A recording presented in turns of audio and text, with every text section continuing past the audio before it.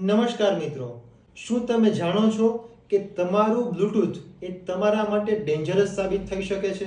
માત્ર એક ફોનના બ્લૂટૂથ દ્વારા ઘણી પ્રકારના સાયબર એટેક્સ થઈ રહ્યા છે. તો મિત્રો ચાલો સમજીએ બ્લુ બગિંગ એ શા માટે ખતરનાક છે.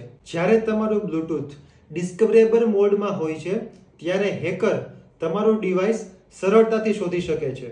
એ પછી હેકર હશે એ તમારા કોલ્સ પણ સાંભળી શકે છે, તમારા મેસેજની પણ ચોરી કરી શકે છે અને સાથે કોન્ટેક્ટની ચોરી કરીને તમારા ડિવાઇસનો સંપૂર્ણ કાબુ લઈ શકે છે. હવે આપણે વાત કરીએ બ્લુ સ્નાર્ફિંગ વિશે.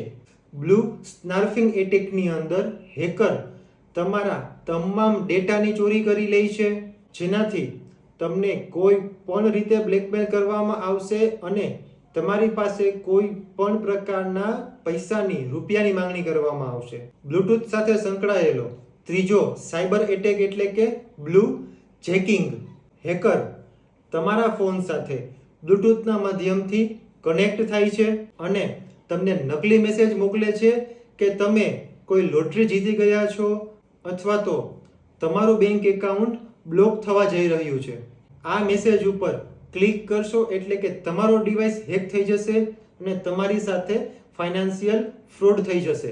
આ પ્રકારના બ્લૂટૂથ સાયબર એટેકથી બચવા માટે આ પ્રકારની ટિપ્સને ફોલો કરો. બ્લૂટૂથ હંમેશા નોન ડિસ્કવરેબલ રાખો.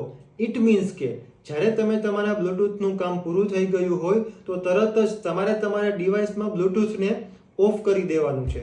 અજાણ્યા ડિવાઇસ સાથે તમારે ક્યારેય પણ કનેક્ટ નથી થવાનું.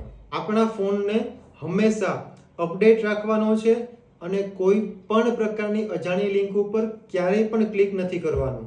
તો મિત્રો, તમે સમજી જ ગયા હશો કે બ્લૂટૂથ દ્વારા પણ ઘણી પ્રકારના સાયબર એટેક થઈ શકે છે અને જો તમારી સાથે કોઈ પણ પ્રકારનો બ્લૂટૂથના માધ્યમથી સાયબર એટેક થાય તો 1930 અથવા તો cybercrime.gov.in પર ફરિયાદ ફાઇલ કરો. Stay safe, stay protected. જય હિન્દ.